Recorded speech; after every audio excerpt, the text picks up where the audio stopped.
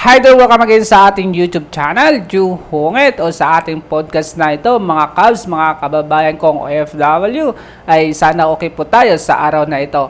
Ngayong araw mga Cubs ay pag-usapan natin sa episode na ito tungkol sa Act 252, OFW Pension, na para sa mga OFW natin kung ano-ano mga trabaho ay para sa atin itong mga Cubs.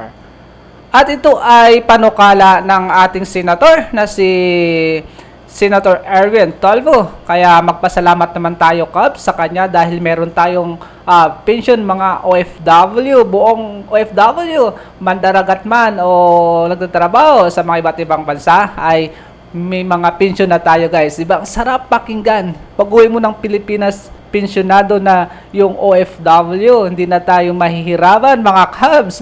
Sarap na ng buhay natin. May makukuha na tayo buwan-buwan, mga kababayan kong OFW. Natutuwa ba kayo nito? Ako, medyo natutuwa lang din, kaunti. Dahil pension nga, di ba guys? Pagdating sa pera ay nakakawala ng stress, nakakatanggal ng high blood, nakakatanggal ng anxiety. Kaya masarap pakinggan talaga pag may pension.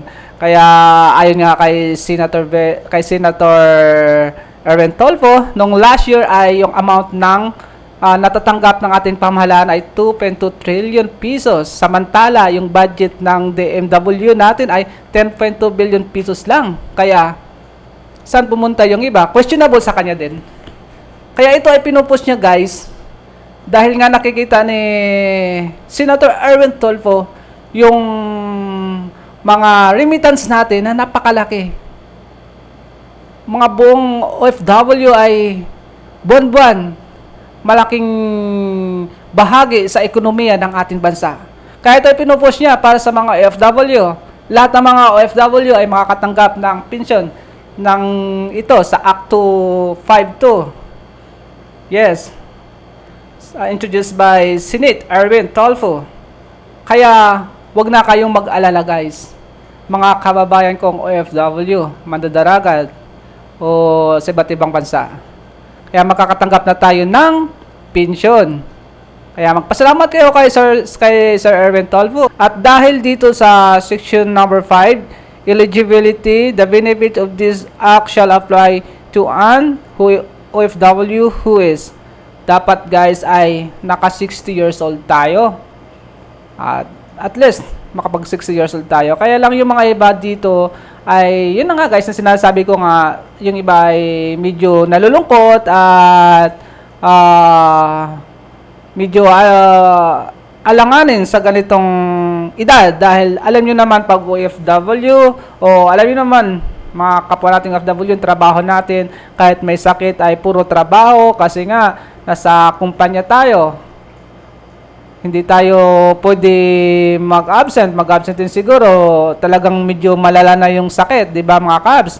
Wala tayo sa Pilipinas para magpahinga sa ating bahay. Nasa accommodation tayo ng company. Kailangan natin magtrabaho. Kaya pagdating natin ng 60 years old, siguro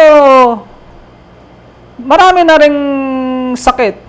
At yung iba naman siguro di na rin makakarating ng 60 years old. Kasi yung iba nga nating mga kapong mga trabaho, kahit bata pa lang, supplement na sila, nagbe-vitamins. Diba, tawag nito, mga Cubs, nagme-maintain na ng vitamins at supplements sa katawan nila kahit mga bata pa. Kaya, yung iba ay, ganun guys, sa mga tanong nila at mga comment nila. Kasi alam niyo naman pag OFW ay sa social media na lang, nagko-comment, nag-share ng mga kung anong gusto nilang i-comment sa social media. Kaya marami tayong nababasa about dito sa mga comment na sa pension na ito dahil 60 years old o paswerte na lang guys, 60 years old. At dapat ay dapat dito guys ay umabot ka din ng 15 years sa iyong trabaho o sa iba't ibang company. O nagtatrabaho ka sa iba't ibang bansa, o nang daragat ka, o nag-abroad ka sa ibang ganun guys, dapat naka 15 years pataas yung bilang isang OFW bago mo maging eligibility sa ganitong pensyon ng ating para sa mga Act 2x2 ginawa ni Senator Sir Erwin Tulfo. Kaya dapat naka 15 years tayo nagtatrabaho sa mga iba't ibang bansa o ganun guys. Kaya yung mga iba ay syempre hirap na rin sa trabaho. Alam naman natin yung trabaho FW ay paswerte-swerte nga lang, 'di ba? Sabi nila, pag maganda yung amo mo ay tatagal ka ng ilang taon kahit tumanda ka na. Kahit doon ka na magkakaroon ng apo kasi mabait yung amo. Pero pag hindi naman, yung iba ay hindi nga nakatapos ng kontrata, uwi na naman, aalis na naman. O paano na yun kung hindi yan nabuo yung taon niya? O di ba? Medyo nalulungkot din yung iba. Kaya yung iba sabi, okay lang sa kanila kasi sila makatanggap basta matapos na yung mga obligasyon nila sa mga anak nila. At pag nakapundar, okay lang yan kasi okay lang doon sa kanila mga ganon mga comment ng iba. Kaya 15 years dapat maging matatag ang loob mo.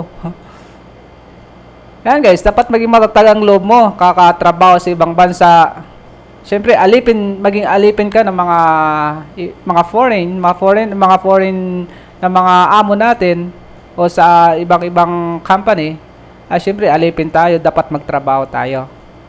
Kahit medyo may sakit. 'Di ba mga Cubs? Kaya yun yung section number 5, guys, eligibility. Dapat ay 60 years old and dapat naka 15 years ka. Okay.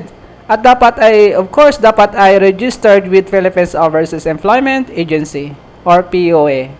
Naka-registered yung ating kontrata doon para pag dumating ng 60 years old at naka 15 years ka, ay makukuha natin nito.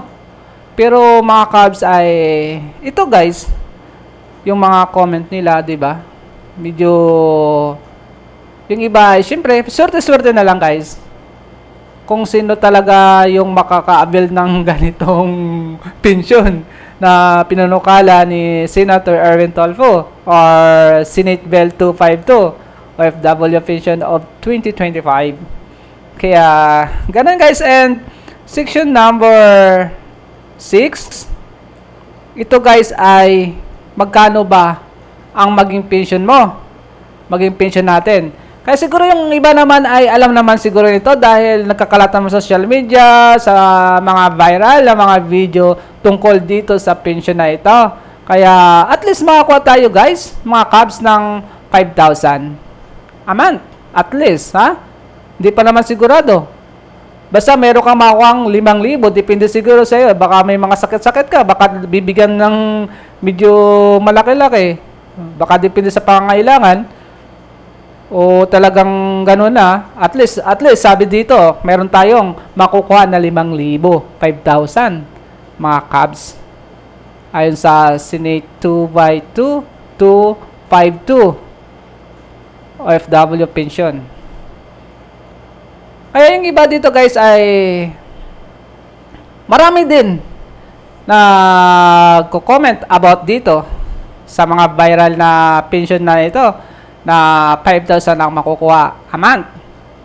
Dahil alam naman natin, halos buwan-buwan ay tumataas yung mga bilihin. Kaya,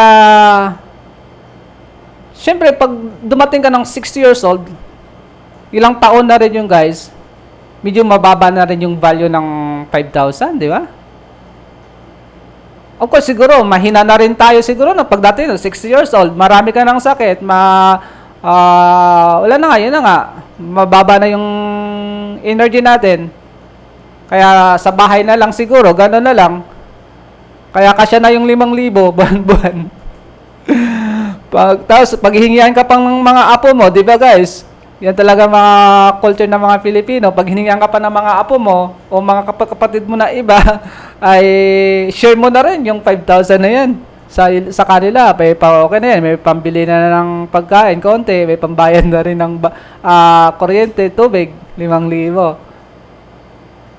Saka ito guys, yung pension na ito guys ay hiwalay sa SSS, saka sa GSIS. at ito ay talagang hiniwalay para iba naman to yung pension sa Act 252 sa Senate Bill na itong 2002 pension OFW ay hiwalay sa SSS as sa GSIS. Kaya mga Cubs, yung ating pension na ito ay medyo mayroong natutuwa rin, meron ding nalulungkot dahil nga sa eligibility dapat ma-meet mo yung criteria nila. Kasi pag hindi, OFW ka nga, pero hindi mo hindi mo to naabot yung criteria ng ganitong pension, ay wala rin mga Cubs. At yun Cubs, yung payo ko lang sa kapwa nating mga OFW o lalo sa mga bata pa lang ay dapat ay mag-ipon tayo sa ating future at mag-invest, ganun. Para kung di naman natin nakamit ito, yung criteria na ito ay at least nakapag-ipon tayo, makapag-negosyo tayo ng konti pag nasa bansa na tayo natin sa Pilipinas. Pero yung mga malapit na maging 15 years sa katrabaho, siyempre yung iba ay sabihin natin nasa 50 plus, so malapit-lapit na rin maaabot nila yung ganong pensyon ni Sir Tolfo na Senate Bill 252 pension OFW. Kaya yan lang guys, at maging enjoy pa rin tayo sa ating buhay. Kaya kahit paano ay meron tayong pension mga OFW, di ba mga Cubs?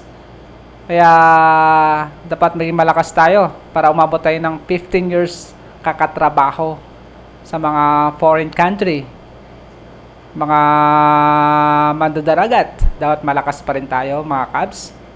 Kaya Cubs, yung episode natin sa araw na ito about sa mga pensyon na ito Cubs, kasi viral na viral sa social media yung pension na ito. Thank you so much for watching and listening. Don't forget subscribe. Ju Hongit. We are out. Peace.